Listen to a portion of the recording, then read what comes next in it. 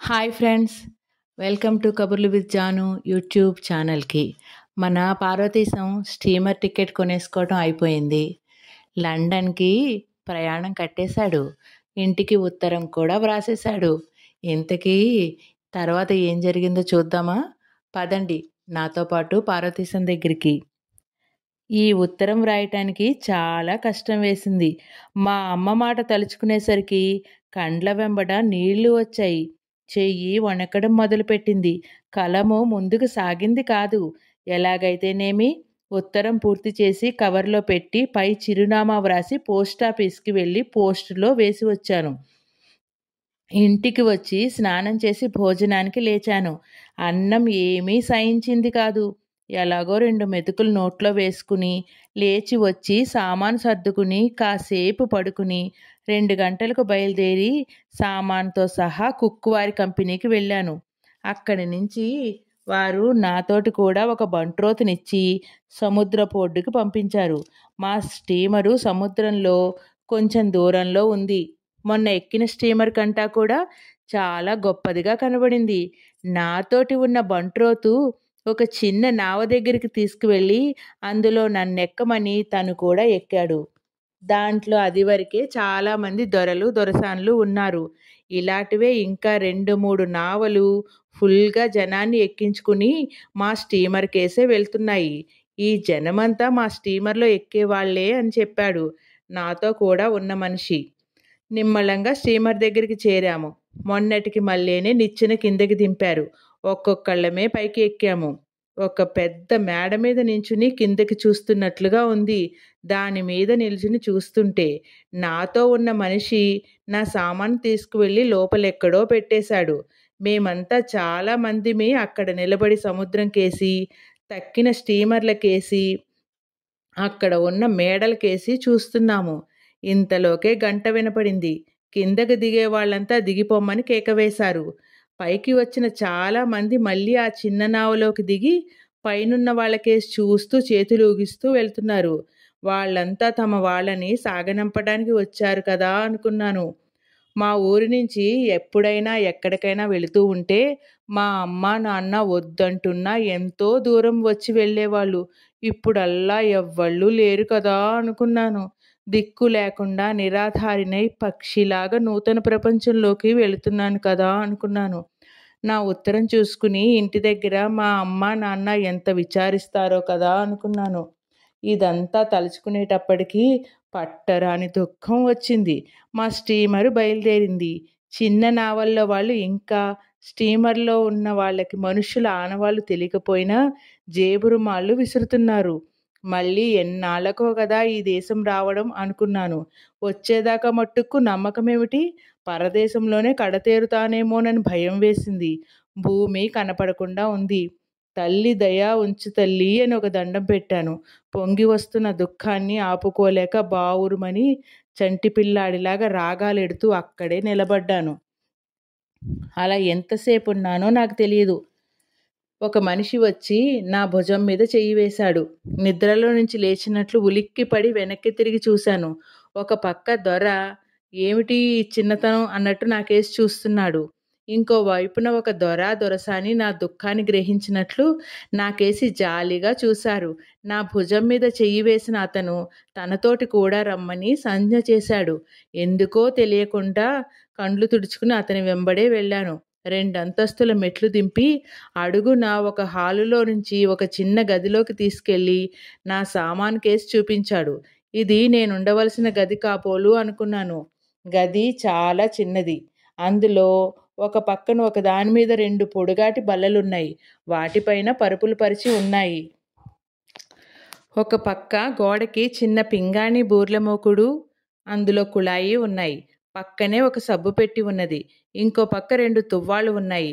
నా తలుపు దిక్కునున్న గోడకి గుండ్రని రంధ్రము, దానికో గాజు తలుపు ఉన్నాయి. అదే మా గది కిటికీ. అందులో నుంచి సముద్రం చక్కగా కనబడుతుండేది.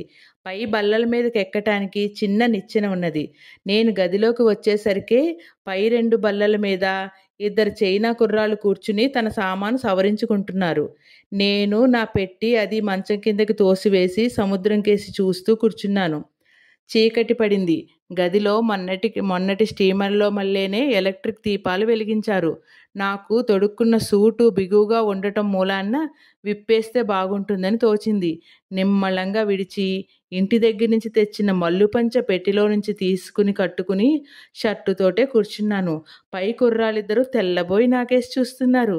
ఎవళ్ళు చూస్తే నాకే. ఇంత రాత్రి భోజనం సంగతి ఏంటా అనుకున్నాను. భోజనం స్టీమర్ వాళ్ళు పెడతారో, ఎలాంటి భోజనం పెడతారో, ఎంత పుచ్చుకుంటారో కంపెనీ వాళ్ళని అడగడం మర్చిపోయాను. మొన్న రాత్రి స్టీమర్ వాళ్ళు నా దగ్గర డబ్బులు పుచ్చుకోలేదు. నన్ను వాళ్ళు అడగడమే మర్చిపోయారో, లేకపోతే పాపం ఏమీ తినలేదు అని విడిచిపెట్టారో, ఏ సంగతి దిగిరావడం హడావిడిలో అడగడం మర్చిపోయాను. ఇంతకు ఇంటి దగ్గర నుంచి తెచ్చుకున్న గోధుమ పిండి, మరపొయ్యి వగైరా ఉన్నాయి కదా. రొట్టెలు చేసుకుందామని పెట్టి తీసి సామాను ఒక్కొక్కటే బయట పెడుతున్నాను. ఇంతలోకే 1 గంట వినపడింది. పైనున్న కుర్రాళ్ళిద్దరూ కిందకి దిగి నన్ను కూడా రమ్మన్నారు. రమ్మన్నారేమోనని వాళ్ళ సంజ్ఞన వల్ల నేను గ్రహించాను. వాళ్ళు మాట్లాడిన భాష ఏమిటో నాకు అర్థం కాలేదు. ఎక్కడికో చూద్దామని వాళ్ళతోటి వెళ్ళాను. మా గది ముందున్న హాలులో బల్ల మీద తెల్లని గుడ్డ పరిచి, మామూలు పింగాణీ పళ్ళాలు, కత్తులు, కటారులు అన్నీ అమర్చి ఉన్నాయి. అది చూసేసరికి కొంత ధైర్యం వచ్చింది. సరే, మనకు స్వహస్త పాకం తప్పింది కదా అనుకున్నాను. పైకి తీసిన సామగ్రి పెట్టెలో పెట్టి నేను పంక్తి భోజనానికి తయారయ్యాను. మొత్తం 30-40 మంది దొరలున్నారు.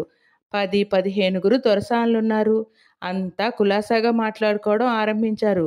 వాళ్ళు ఏ భాష మాట్లాడుతున్నది నాకు తెలియలేదు. ఫ్రెంచ్ స్టీమర్ అన్నారు కనుక ఫ్రెంచ్ ఏమో అనుకున్నాను. అంతా నన్ను, నా వేషము చూసి లోపలేమనుకున్నారు కానీ వాళ్ళ భాషలో నన్నేదో అడిగారు. నేను ఇంగ్లీష్‌లో సమాధానం చెప్పాను. వాళ్ళ భాష నాకు తెలియదని వాళ్ళంతా వెర్రిమొహం వేసుకుని నాకేసి చూశారు. పోనీ తెలుగును చెబుదామా అనుకున్నాను. అయినా వీళ్ళ మొహం ఇంగ్లీషే తెలియని వాళ్ళకి తెలుగేం తెలుస్తుంది అనుకున్నాను. ఇక లాభం లేదనుకుని వాళ్ళ ధోరణిలో వాళ్ళు కబుర్లు చెప్పుకుంటున్నారు. నాకు మట్టుకు కొంచెం భయం వేసింది. స్టీమర్‌లో ఇంగ్లీష్ వచ్చిన వాళ్ళు లేనట్టున్నారు. మనతోటి మాట్లాడే వాళ్ళు ఎవరైనా ఉన్నారా? ఎవరూ లేరా? కాలం ఎలా గడుస్తుందా అనుకున్నాను. ఇంకో క్షణానికల్లా వడ్డన ఆరంభమైంది. ఈ వడ్డన పద్ధతి తమాషాగానే ఉంది. ఒక మనిషి ప్రతి వాళ్ళ దగ్గరకు తీసుకెళ్ళటం, ఎవళ్ళకు కావలసినంత వాళ్ళు తీసుకుని కంచాల్లో పెట్టుకోవడం. తెచ్చిన పదార్థం, దాని ఆకారం, వాసన వల్ల బ్రాహ్మణులు ముట్టుకోదగ్గది కాదు అనుకున్నాను. మన దేశంలో మాంసం తినేవాళ్ళెవరైనా కూరల్లే వండుకొని అన్నంలో వేసుకుని తింటారు అనుకున్నాను. వీళ్ళు అన్నం లేకుండా ఒట్టి మాంసమే తింటున్నారు. ఆ గిన్నె తీసుకుని నా దగ్గరికి వచ్చాడు. నాకు అక్కర్లేదన్నాను. వాడు ఆశ్చర్యపోయి నాకేసి చూశాడు. నాకు అర్థం కాలేదు. ఏమిటా దిక్కుమాలిన భాష? స్వచ్ఛమైన ఇంగ్లీష్‌లో మాట్లాడరాదా అనుకున్నాను. వాడికి చెబితేనేమి, గోడకి చెబితేనేమి, నేనన్నది వాడికి తెలిసేడిస్తేగా. ఇంకా మన పని అర్ధరాత్రి వేళ రొట్టెలు కార్చుకోవలసిందే అనుకున్నాను. లేచి వెళ్ళబోతూ ఉంటే వాడు కూర్చోమని సంజ్ఞ చేసి ఇంకో దొరని తీసుకువచ్చాడు. ఆ వచ్చిన ఆయన ఏదో భాషలోనే మాట్లాడడం మొదలెట్టాడు. నాకు కోపం వచ్చింది. మొదటివాడి వంక చూసి, ఈ మాత్రం అఘోరానికి వాణ్ణి కూడా తీసుకొచ్చావెందుకు? నీవు అఘోరించవు చాలలేదా అన్నాను తెలుగున. అవును, వాడికి అర్థం కానప్పుడు ఏ భాష అయితేనేమి, తెలుగైతేనేమి. కొత్తగా వచ్చిన వాడికి ఒక్కో మొక్కో మొక్కన్నరో ఇంగ్లీషు వచ్చనుకుంటా. సంజన వల్లనైతేనేమి, వాడికి నాకు అర్థం కాని ఇంగ్లీష్ భాష వల్ల అయితేనేమి. భోజనం చెయ్యవా అని ప్రశ్నించాడు. చెయ్యను అన్నాను. ఏ అన్నాడు. నేను మాంసం తినను అన్నాను. అనేటప్పటికి నా అవస్థ వాడు గ్రహించుకుని కూర్చోమని సంజ్ఞ చేసి వడ్డన మనిషిని తీసుకెళ్ళి చక్కగా కళ్ళు రొట్టెలు 2, మరి కాస్త వెన్న, కాసిన ఉడకేసిన బంగాళదుంపలు పంపించాడు. కడుపు నిండడానికి ఏవైతే ఏమిటి, అవే తిన్నాను. అది పూర్తయ్యేసరికి అందరికీ కూడా సగ్గుబియ్యము తో చేసిన క్షీరాన్నం తీసుకువచ్చాడు. సరే, ఇది బాగుందనుకుని నాకిష్టం కూడానేమో మరి కాస్త పుచ్చుకున్నాను. ఈరోజు ఇలా ఉంటే చాలు అనుకున్నాను. నలుగురితోటి లేచి నా గదిలోకి వచ్చాను. స్టీమర్ వాళ్లే పరుపులు అవి వేసి ఉంచటం మూలాన్ని నా మంచము, బొంత తీయవలసిన అవసరమే లేకపోయింది. ఆ పరుపు మీదనే పడుకుని చీకట్లో ఈ మహాసముద్రంలో స్టీమర్‌కి దారి ఎలా తెలుస్తుందా అని ఆలోచిస్తూ నిద్రపోయాను. తెల్లవారుజామున మెలకువ వచ్చింది. లఘుశంకకు వెళ్ళవలసిన అనుమానంగా ఉంది. ఎక్కడికి వెళ్ళడానికి తోచలేదు. ఎవళ్ళని అడుగుదామన్నా ఎవళ్ళూ కనబడరు. నా గదిలో కుర్రాళ్ళని లేపి అడుగుదామా అంటే నా భాష వాళ్లకు తెలియదు. ఏం చెయ్యడానికి తోచలేదు. అలాగే బలవంతాన బిగపట్టుకుని ఎప్పుడు తెల్లారుతుందా అని కనిపెట్టుకుని కూర్చున్నాను. నిద్రపోదామంటే నిద్ర పట్టదు. నిమిషం ఒక యుగంలా ఉంది. ఎలాగైతేనేమి తెల్లవారింది. లేచి హాల్లోకి వచ్చాను. అక్కడున్న ఒకరొకరి దగ్గరికి వెళ్ళి దొడ్డి ఎక్కడుంది అని ఇంగ్లీష్‌లో అడిగాను. వాడికి అర్థం కాలేదు నా భాష. వాడి భాషలో ఎలా చెప్పాలో నాకు తెలీదు. ఇలా నలుగురైదుగురిని అడిగి చూశాను. ఎవళ్ళూ నన్ను గ్రహించుకోలేకపోయారు. నా బాధ చెప్పసఖ్యం కాకుండా ఉంది. ఇంకో క్షణం ఉంటే పొట్ట బద్దలవుతుందేమోనని భయం వేసింది. పోనీ సైగ చేద్దామా అంటే ఎలా సైగ చేయటం? సైగ చేయటానికి మట్టుకు వాళ్లకు ఎలా చెప్తే తెలుస్తుందో అక్కడికి మన దేశాచారాన్ని బట్టి ఒక వేలు చూపించాను. ఎవళ్ళకు తెలియలేదు.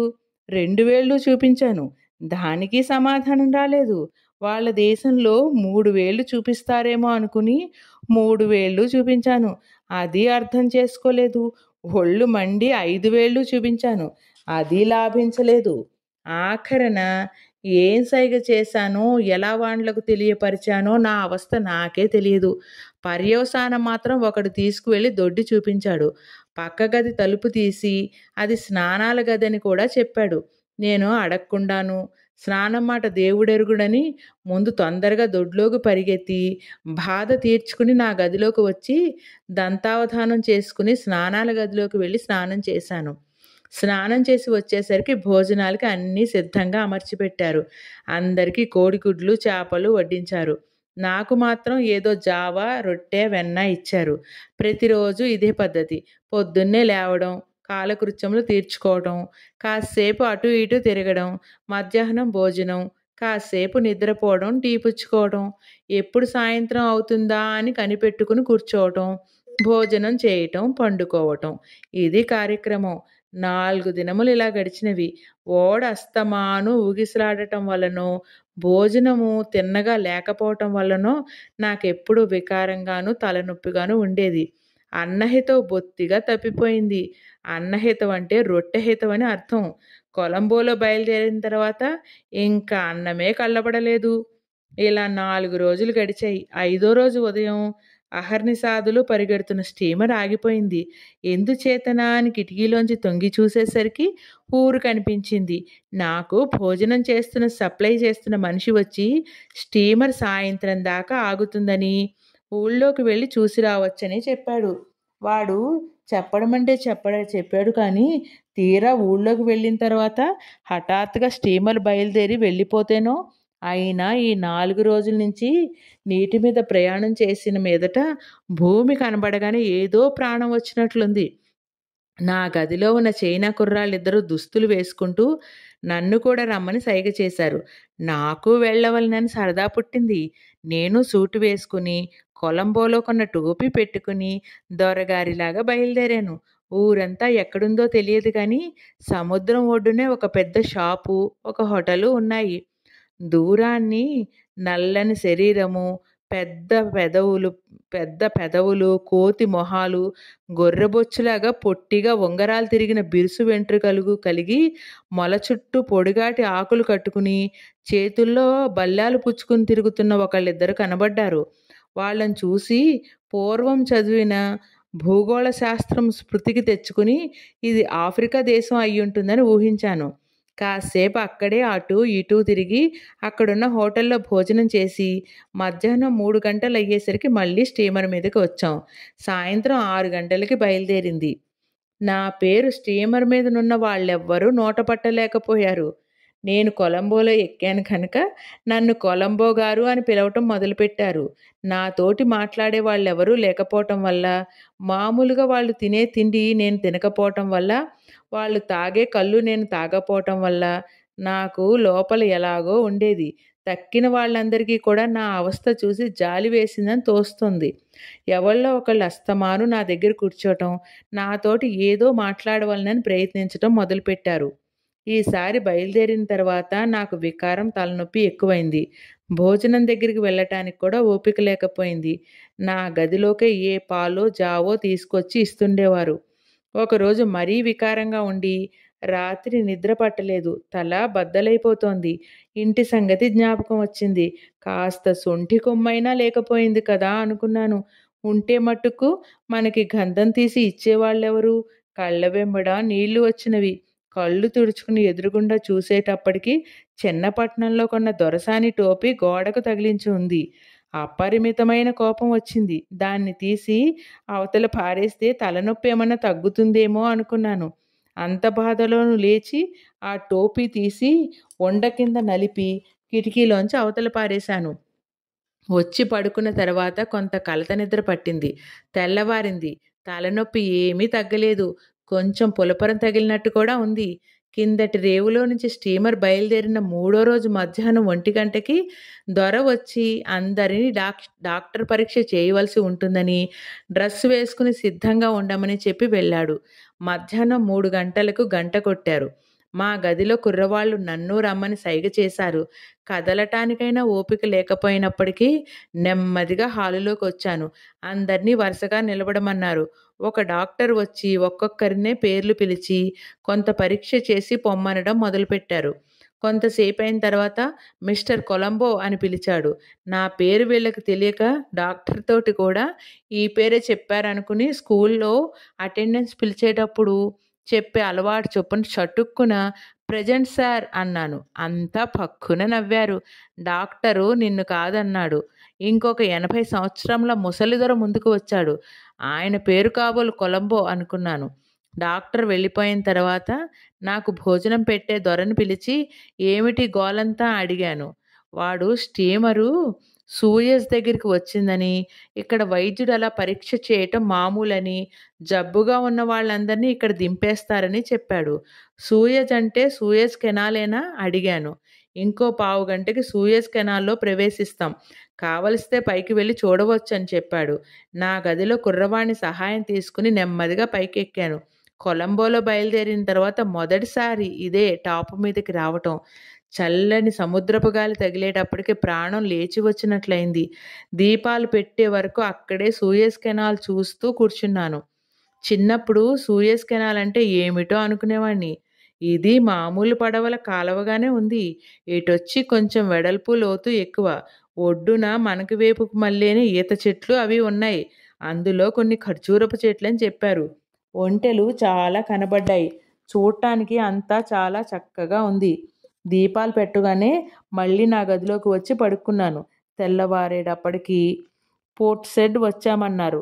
మా గదిలో కుర్రవాళ్ళు డ్రెస్ వేసుకుంటూ ఉన్నారు. నన్ను కూడా ఊళ్ళోకి వెళదాం రమ్మని సైగ చేశారు. సరే, ఇక్కడ కూర్చుని చేసేదేమిటి? ఏదో ఓపిక చేసుకుని కాసేపు తిరిగి వద్దామని నేను డ్రెస్ వేసుకుని బయలుదేరాను. ఆ ఊరు బాగా పెద్దదే. చక్కని షాపులు అవి చాలా ఉన్నాయి. కానీ అక్కడ సంగతులు చూస్తే దుర్మార్గం ఎక్కువ ఉన్నట్లు తోచింది. అక్కడ ట్రామ్ కార్లున్నాయి. కానీ విశేషం ఏంటంటే వాటంతట అవి నడవలేవు, గుర్రాలు లాగుతాయి. అది నాకు వింతగా కనపడింది.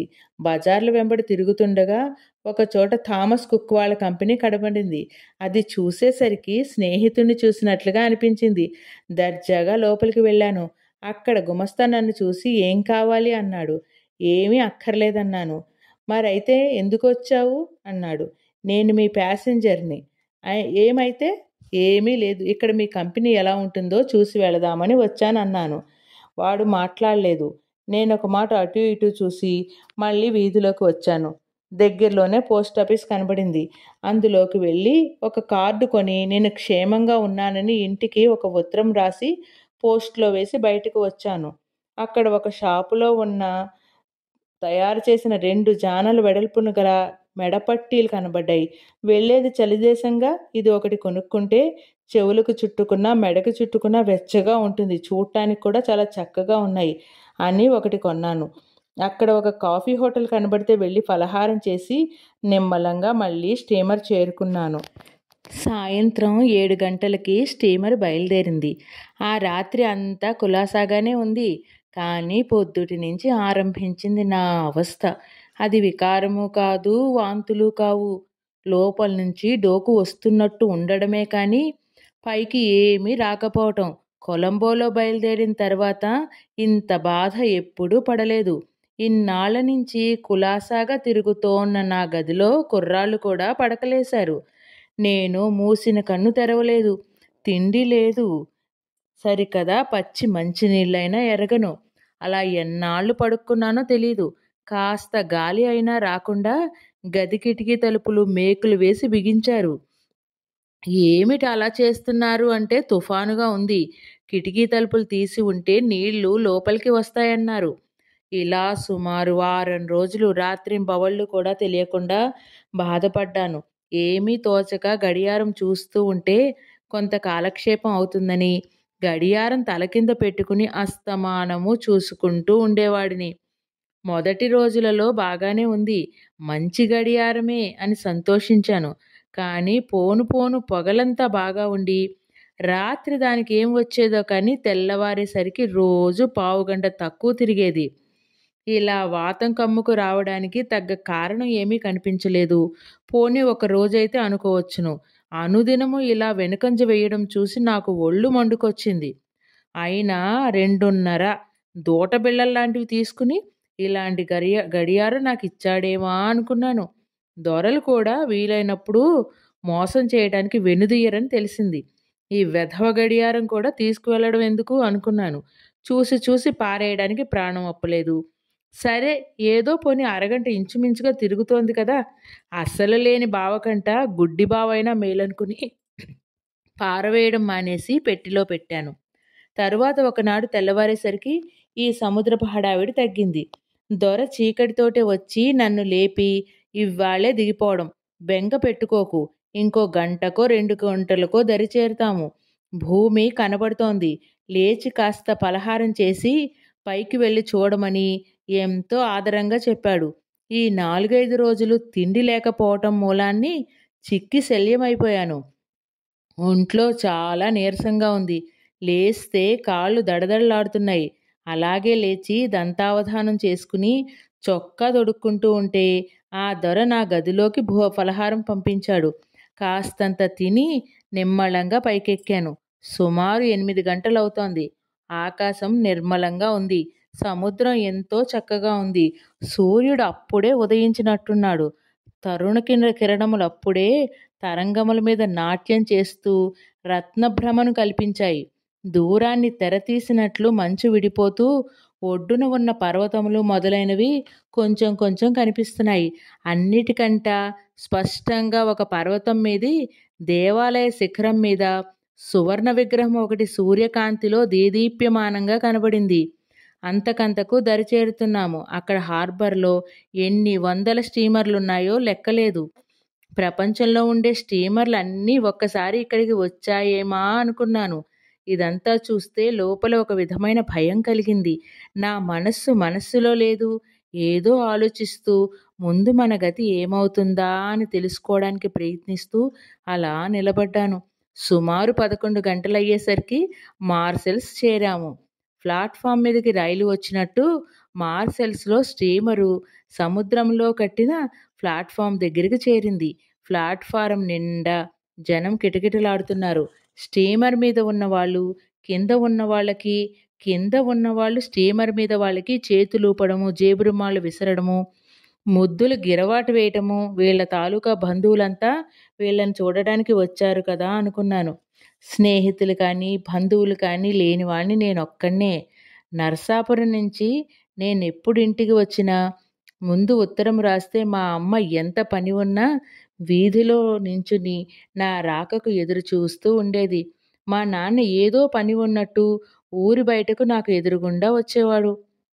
ఇవాళ ఇక్కడెవళ్ళూ లేకపోయేటప్పటికి ఎంతో దుఃఖం వచ్చింది. కొత్త ప్రపంచంలోకి వెళుతున్నాను కదా, అనుభవం లేనివాణ్ణి, కుర్రవాణ్ణి, వెనక ఆసరా ఎవ్వళ్ళూ లేకుండా ఈ దేశంలో ఎలా నిగ్రహించుకోగలనా అని భయం వేసింది.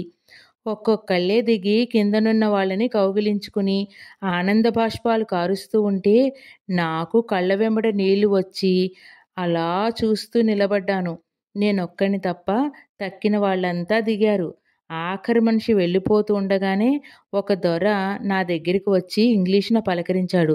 ప్రాణం లేచి వచ్చింది. దొరైనా కొంచెం మాట్లాడనైనా మాట్లాడవచ్చు కదా అనుకున్నాను. కొలంబో నుంచి వస్తున్నారా అన్నాడు దొర. అవును. మీ సామాను ఎక్కడుంది? కింద. ఇక్కడ మీరు ఎరుగున్న వాళ్ళు ఎవరైనా ఉన్నారా? లేరు. మీరెవరు? నేను థామస్ కుక్ కంపెనీ మనిషిని. మీకేమైనా సహాయం కావలిస్తే చేస్తాను. మీరెక్కడ బస చేయదలుచుకున్నారు? నాకేం తెలియదు. నాకీ దేశం కొత్త. మీరు రాకపోయినట్లయితే ఏం చేసేవాణ్ణో తెలియదు. శ్రమ అనుకోక దయచేసి నన్నేదైనా హోటల్‌కి తీసుకువెళితే చాలా సంతోషిస్తాను అన్నాను. ఒక్క నిమిషం నన్ను ఎగాదిగా చూసి పెద్ద హోటల్‌కి తీసుకువెళ్ళనా? అన్నాడు. ఇంగ్లాండ్ వెళ్తున్న వాళ్ళము. పెద్ద హోటల్‌కి వెళ్ళకుండా చిన్న హోటల్‌కి వెళ్ళడమేమిటి కర్మ అనుకుని పెద్ద హోటల్‌కే తీసుకెళ్ళమన్నాను. అతను మళ్ళీ ఒకసారి నా వంక చూసి పెద్ద హోటల్లో చాలా ఎక్కువవుతుంది అన్నాడు సంకోచిస్తూ. పైకి ఇలా కనబడ్డా నేను చాలా డబ్బు గలవాణ్ణి అని వాడు అనుకోవడానికి చిరునవ్వుతో మరేమీ పర్వాలేదు. భయపడకండి. తీసుకువెళ్ళండి అన్నాను. సరే మీ సామాను ఎక్కడుందో చెబితే పైకి తెప్పిస్తాను అన్నాడు దొర. ఫలానా చోట ఉందని చెప్పగానే సామాను పైకి తెప్పించి దయచేయండి వెళదాము అన్నాడు. దర్జాగా దిగి స్టీమర్ బయటకు వచ్చి బండెక్కి తిన్నగా హోటల్కి వచ్చాము. హోటల్ అంటే చిన్నపట్నంలోనూ కొలంబోలోనూ ఉన్నట్లుగానో అంతకంటే కొంచెం బాగానే ఉంటుంది కాబోలు అనుకున్నాను. ఇది పైకి చూస్తేనే చాలా పెద్ద మేడలాగా కనబడ్డది. ఇంత గొప్ప మేడ ఇదివరకు ఎప్పుడూ చూడలేదు. బండి ఆగగానే తమాషా వేషం వేసుకున్న మనిషి ఒకడు వచ్చి బండి తలుపు తీశాడు. నన్ను చూడడంతోటే కొంచెం తల పైకెత్తి ఇంకొక పక్కకి చూడడం మొదలుపెట్టాడు.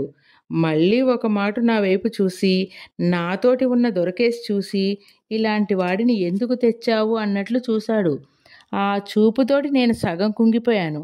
మేమిద్దరం దిగగానే నా సామాన్ కేస్ చూసి ఇంకక్కడ నించోనైనా నించోకుండా హోటల్ గుమ్మం దగ్గరికి నడిచాడు. వాడి వెనకాలే మేము నడిచాము. లోపల ప్రవేశించగానే అడుగు ముందుకు సాగింది కాదు. కేవలం ఇంద్రభవనంలాగానే ఉంది. ఎరక్కపోయి పెద్ద హోటల్కి తీసుకువెళ్ళమన్నాను. ఎంత డబ్బు అవుతుందో కదా అనుకున్నాను. ఇప్పుడు వెర్రి మొహం వేస్తే ఏం లాభంలే. నా జీవితం అంతా ఇటువంటి హోటల్లోనే గడిపినట్లు దర్జాగా నడవడం మొదలుపెట్టాను. నాతోటి వచ్చిన దొర అక్కడున్న గుమస్తాతోటి ఏదో చెప్పాడు. ఆ గుమస్తా ఒక పెద్ద చీటా తీసి అందులో నన్ను సంతకం చేయమన్నాడు. మా దొర నన్నొక బంట్రోతుకు అప్పచెప్పి వాడు నా గదికి తీసుకువెళతాడు అని చెప్పి నన్ను భోంచేసిన తర్వాత వాళ్ళ ఆఫీస్కి రమ్మని చక్కా పోయినాడు. బంట్రోతు నా సామాను తీసుకువెళ్ళి అక్కడొక చిన్న గదిలో పెట్టాడు. ఆ గది ముందు ఇనుప కటకటాల తలుపులు ముడవడానికి వీలుగా ఉండేవి ఉన్నాయి. గది బొత్తిగా చిన్నదిగా ఉంది. అందులో ఒక చిన్న బల్ల ఉంది. ఇంత చిన్న గదిలో ఉండడం ఎలాగా అనుకున్నాను. మంచం వేసుకోవడానికి స్థలం లేదు సరికదా. బల్ల మీద పడుకుందాం అనుకున్న పొడుగు సరిపోయట్లేదు. గదిలో మట్టుకు దీపం వెలిగించారు. గాలి రావడానికి ఎక్కడా కిటికీ అయినా కనబడదు. ఇంత పెద్ద హోటల్లో ఇంత చిన్న గదులేమిటా అనుకున్నాను. అన్నీ ఇలాగే ఉంటే తక్కిన వాళ్ళంతా ఎలా ఉంటారా అనిపించింది. ఒకవేళ నన్ను చూసి లోకో కట్టి ఇంకొకళ్ళకి పనికిరాని గది నాకు ఇచ్చాడేమో అనుకున్నాను. నా మట్టుకు నాకు తక్కువేమిటి? ఈ గదిలోకి వెళ్ళకూడదు అనుకున్నాను. సామాను అందులో పెట్టి బంట్రోతు రమ్మన్నాడు. నేను రాను అన్నాను. రమ్మని తిరిగి ఊరికే సైగ చేయటం మొదలెట్టాడు. వాడి భాష నాకేమీ తెలియడం లేదు. ఏమైనా సరే నేను రాను అని గట్టిగా చెప్పాను. వాడికి ఏమీ అర్థం కాక వెర్రిమొహం వేసుకుని నాకేసి చూశాడు. దీని సంగతేమిటో కనుక్కుందామని గుమస్తాని పిలిచాను. గుమస్తా కూడా లోపలికి వెళ్ళమన్నాడు. ఈ గది అయితే నాకు అక్కర్లేదు. ఇంకొక హోటల్కి వెళతాను అన్నాను. వచ్చిరాని ఇంగ్లీష్లో నన్ను లోపలికి దయచేయమన్నాడు. ఆ హోటల్లోకి వచ్చిన వాళ్ళు ఎవళ్ళో దొరలు దొరసాన్లు నన్ను చూసి నవ్వటం మొదలుపెట్టారు. నాకు ఆ గది అక్కర్లేదు. నా సామాను యువతలు పడేయండి అని మళ్ళీ చెప్పాను గుమస్తాతో. ఇంకా వాదించి లాభం లేదనుకున్నాడు కాబోలు. నన్ను చెయ్యి పట్టుకుని బలవంతంగా గదిలోకి తీసుకెళ్ళి తలుపులు వేశాడు. వేయడంతోనే గదికి గది హఠాత్తుగా అంతరిక్ష మార్గంలోకి ఎగిరిపోయింది. నేను హడలిపోయి కెవ్వుమన్నాను. ఇంతట్లోకే గది ఆగింది. బంట్రోతు తలుపు తీసి బయటికి నడవమన్నాడు. ఇదేమీ నాకర్థం కాలేదు. ఇంకా ఏమి వింతలు, విశేషాలు జరుగుతాయో అనుకుని ఆశ్చర్యపోతూ యువతలకి వచ్చాను. బంట్రోతు సామాను తీసుకుని తనతోటి రమ్మని తిన్నగా ఒక గదిలోకి తీసుకెళ్ళి ప్రవేశపెట్టాడు. అప్పటికి ప్రాణం కుదుటపడింది. ఇందాకటిది మేడ శ్రమ పడకుండా ఎక్కడానికి ఉపాయం కదా అని తెలుసుకున్నాను. నన్ను చూసి వాళ్ళంతా ఎంత నవ్వుకున్నారో కదా అని సిగ్గుపడ్డాను. ఈ గది కూడా హోటల్కి తగినట్టుంది.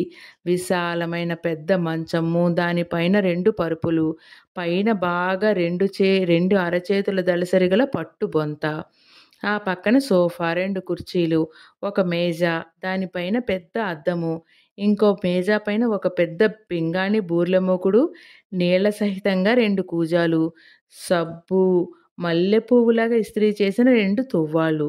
ఇంకా ఆ గోడలు, అందము వర్ణించడానికి శక్యం కాదు. నేను కండ్లు అప్పగించి గదికేసి చూస్తుంటే బంట్రోతు నా సామాను అక్కడ పెట్టి వాడి దారిన వాడు చక్కా పోయాడు. నేనొక్క నిమిషం సోఫా మీద కూర్చుని విశ్రాంతి తీసుకుని, సౌఖ్యమన్నా అనుభవమన్నా దొరలదే కానీ మనకేముందిలే అనుకున్నాను. మన దేశం ఎప్పుడు ఇటువంటి స్థితికి వస్తుందో అనుకున్నాను. తలుపు దగ్గరే గోడలని బొత్తాము నొక్కండి అని ఇంగ్లీష్‌న వ్రాసి ఉంది. ఎందుకలా వ్రాసారు అని ఆలోచించి వచ్చిన వాళ్ళంతా నొక్కాలేమో అనుకుని నొక్కాను. ఒక నిమిషానికల్లా ఒక బంట్రోతు పరిగెత్తుకు వచ్చి ఫ్రెంచ్‌లో ఏదో అన్నాడు. నాకు ఊరకే ఆకలి దహించుకుపోతుంది. వీడు వచ్చి ఆ భాష మాట్లాడటంతోటే నాకు ఒళ్ళు భక్కున మండి, నీవు మర్యాదగా ఇంగ్లీష్ మాట్లాడితే మాట్లాడు, లేకపోతే కిక్కురుమనకుండా అవతలకి నడవమన్నాను. వీడికి ఇంగ్లీషు కొద్దిగా తెలుసునని తోస్తోంది. మీరెందుకు గంట కొట్టారు అన్నాడు. నేను గంట కొట్టలేదు. చిత్తం గంట కొట్టినట్లు వినబడితే వచ్చానండి. తినడానికి ఏమైనా కావాలా అన్నాడు. అన్నట్టు భోజనం చెయ్యాలి. భోజనాల సావిడి ఎక్కడా అన్నాను. అప్పుడే ఏదో జ్ఞాపకం వచ్చినట్టుగా వాడు నాకేసి ఒకసారి చూసి, మీరు మీ గదిలో భోంచేస్తారా అందరితోటి, హాల్లో భోంచేస్తారా అన్నాడు. అందరితో పాటు హాల్లో భోజనం చేయకుండా నా గదిలో ఎందుకు భోంచేయాలి? అక్కడికే తీసుకెళ్ళు అన్నాను. ఇంకా మన పార్వతీశం ఆ భోజన హాల్లోకి వెళ్ళి ఎన్ని వింతలు విశేషాలు చేశాడో తెలుసుకుందామా? పదండి నాతో పాటు మరో పార్ట్కి. ఉంటానండి. నేను, నాతో పాటు మీరు, మనందరం కూడా పార్వతీశంతో కలిసి ఇంగ్లాండ్ దాకా వెళ్ళి మళ్ళీ మన ఆంధ్రదేశం, మన మొగల్తూరు వచ్చేద్దామండి. అందాక మనందరం కలిసి ప్రయాణం చేద్దాం. అందుకే ప్లీజ్ లైక్, షేర్, సబ్స్క్రైబ్.